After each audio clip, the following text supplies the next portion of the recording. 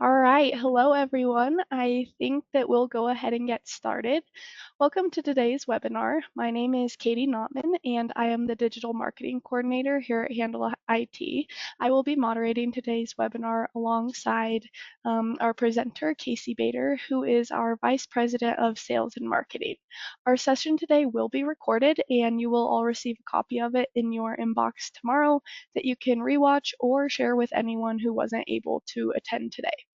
As to what to expect from today's webinar, Casey will explore how courts are using secure online portals to increase engagement with patrons, streamline operations, and improve service delivery. He will demonstrate how RiteTrack Client Portal in particular streamlines operations by enabling secure access to case information, e-filing, and direct messaging with the court. During the session, please send in any questions you have into the chat or the question box so that we can be sure to answer them. And with that, I will hand it over to you, Casey, to get started. Thanks so much, Katie. I appreciate it. Let me share my screen.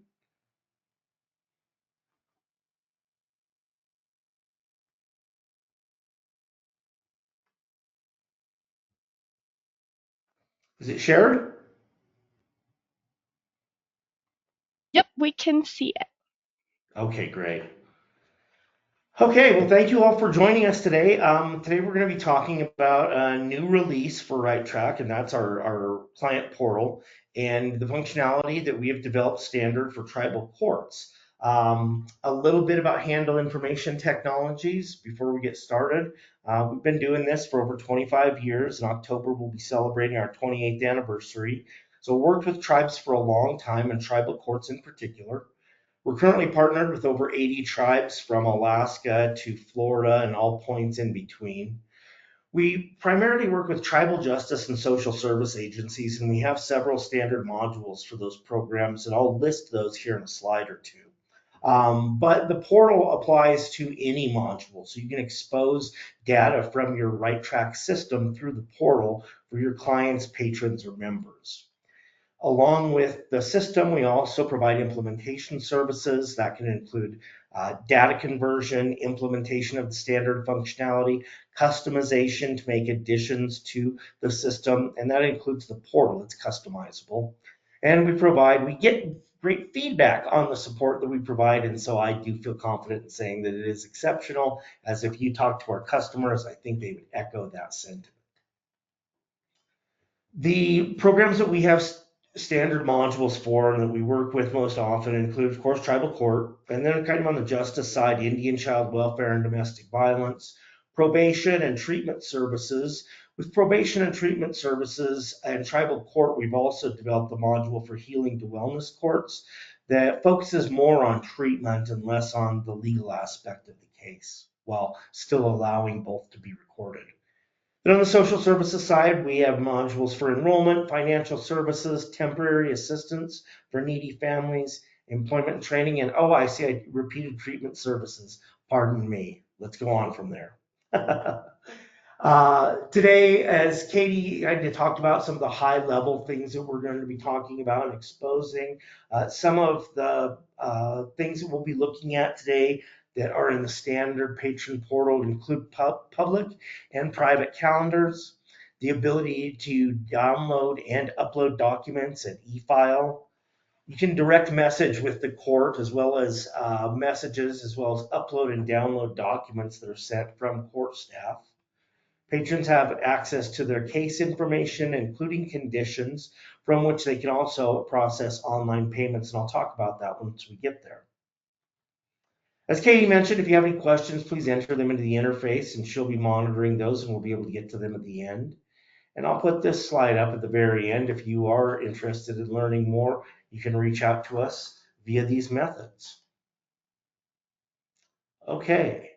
Welcome to the RiteTrack Client Portal. We're not actually going to start with the Client Portal. What we're going to start with looking at is the Tribal Court module, as it is where the data that is displayed through the portal is coming from. So just quickly, what do RiteTrack users, your court staff, have access to in the client? A dashboard that includes things like outstanding court fines with hyperlinks to those to go and take payment directly, a court docket that shows summary information about any hearings or other legal actions. It's an interactive docket as well, so I can open new records directly from the dashboard.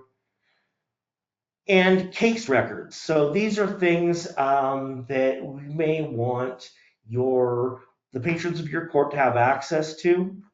Information about the case, involved parties, charges that are related to the case, conditions, including community service, fines and fees and restitution, documents that have been uploaded into this record, hearings that are a part of the case, a record of actions of all the activity in the case, and status history. We thought, all right, these are things that could be exposed to patrons and it would be useful for them to have access to so that they could have reminders of upcoming events or upload documents online. And to that end, we developed the functionality that is specific to the court in the RiteTrack Client Portal.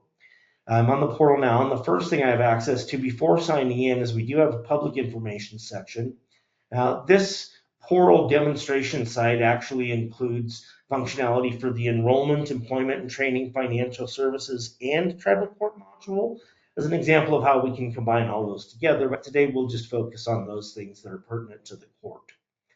So we have a public calendar available, and users can choose what calendars they want to see. In this case, we have court hearings, domestic violence and victim advocacy, community education events and trainings, and employment and training sessions. I can see summary information about anything on the calendar through the tooltip by hovering over it, and it'll tell me what type of activity this is. In this case, it's a fact-finding hearing, the case number, and where and when it is going to occur. And I can select just those calendars that I want to view as well. I can also add the calendar to my Google, Apple, or Outlook calendars through these links. So I'm always staying up to date with court or tribe activities. Public information also includes the access to download files and forms. These can be grouped by different departments. And of course, different departments will have different documents that people can download, including the tribal court, where I can go and say I want to download the fee schedule, and I'll do that then directly here.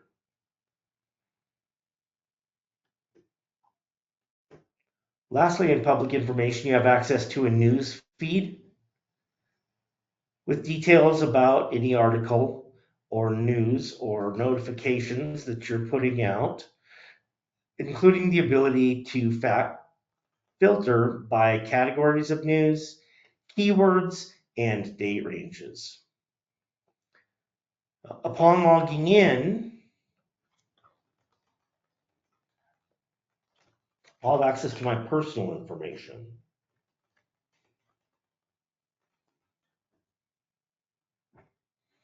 And we still have the public information here. Now we have personal information, financial services, and court information. Personal information that applies to the court includes a personal calendar with the same information that we would have seen, only now it's going to be filtered to only hearings, group sessions, or 477 trainings that I'm scheduled to be a part of.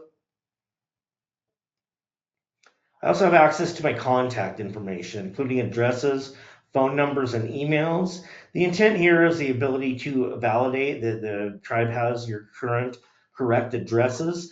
There isn't a button here to update, although that is something that you can do. That is allow adding of a new address or phone number, or email, for instance. That actually goes into a buffer and it is reviewed before it's imported into the RiteTrack database. It is a little bit of a threat if you're having non-users enter data directly, and so we do have a buffer to have that data reviewed before.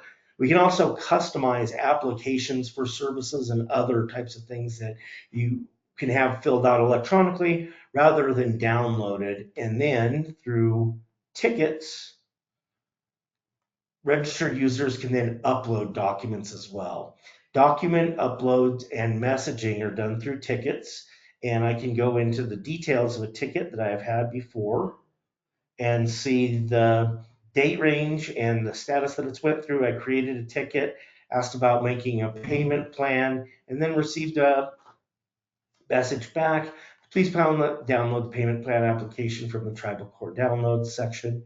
You can then upload the document or drop it by the court. Let me know if I can be further assistance. And then I can actually even push, and I'll show how to do that, a document directly to this ticket as a RiteTrack user. As a portal user, I can choose to upload a new document. I'll actually do that by creating a new ticket and show you how that's done. I can also create a new message for the thread here. I can view the details of any message that I've sent or received. And I can edit my messages, which will then update to the RiteTrack court staff, and mark as read any messages that I've seen so that the court knows that I have seen the message that they've sent back. If I would like to create a new ticket, I can create a new ticket here. Say, I am submitting a request court document. Identify the person that it is for and the department that the message is for, so it will be filtered directly to the court. And I'm just going to repeat my title for my message. And upon submitting the ticket, I can now upload a new document,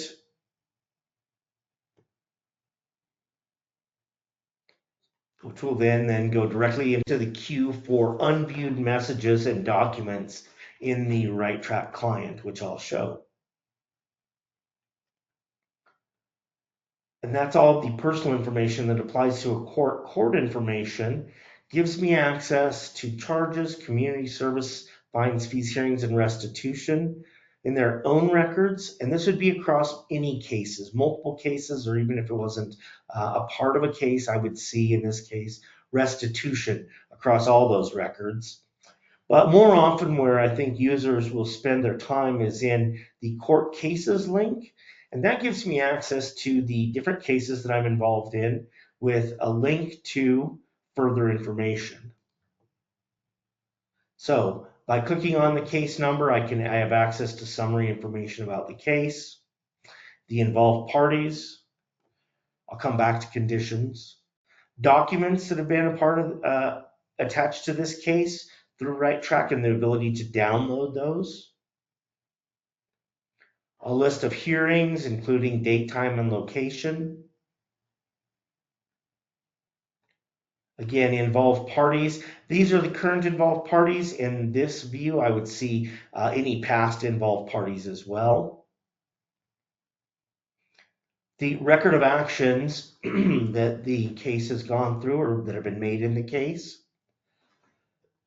And finally, the status history of the case. It currently is still open. Under conditions, I have more access. I can go to my community service, see what is due, drill down. I can see my remaining hours here, or I can drill down into this particular community service that's been assigned and see that there were 40 hours required, none waived. I've served 7 and currently owe 33, and see links, or rather listing of times when community service hours have been completed. How might the portal work for community service hours? Well, it's unlikely that you just allow the patron to import or input their own community service hours. However, they may create a ticket to do that and update your community service hours and include a document that it provides like signature proof of the community service that's been completed. And so e-file community services that way. Fines and fees are also listed with a link to any payments that have been made, and it can be done either here in what would be a list view. You can see here, again, amount paid, and the remaining amount, or on this specific fine, then we can add a button or a link. You don't see it here as I'm not in this demo site interfaced with a payment processing company. Now, what RiteTrack does is takes the payment information, interfaces with common payment processing platforms like PayPal. That was a lot of P's. And then processes those for you. And that would be done here from the fine fee payment history, the ability to take payment. Additionally, for conditions, we can do that under restitution. And I have a link here that will take me to any restitution that I've been have already paid.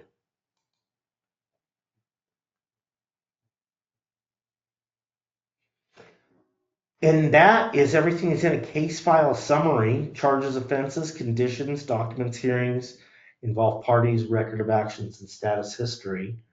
And now I want to look at how this looks from the RiteTrack client side. That is for your court staff who are using RiteTrack and what the portal information looks like there. The first thing I'll see is a dash tile that is going to show me all of the most recent unviewed portal information or tickets that have been entered. Directly from here, I can go to a ticket. And on the ticket, we can see summary information, the title, staff that have been assigned to this ticket, any documents that have been uploaded or downloaded, with the ability to link a document to a record in another record in RiteTrack outside of the ticket. For instance, this is a ticket for payment plan for the court, so I'm going to attach this document to a case file. And now I'll find this document as well when I go to that case file. I go back to my ticket. Here I can also see messages. I can update or edit messages.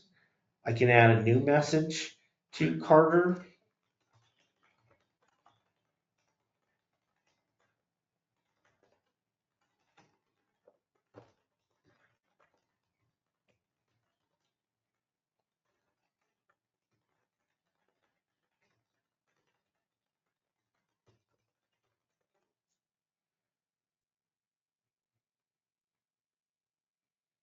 Which will then update in the portal as well.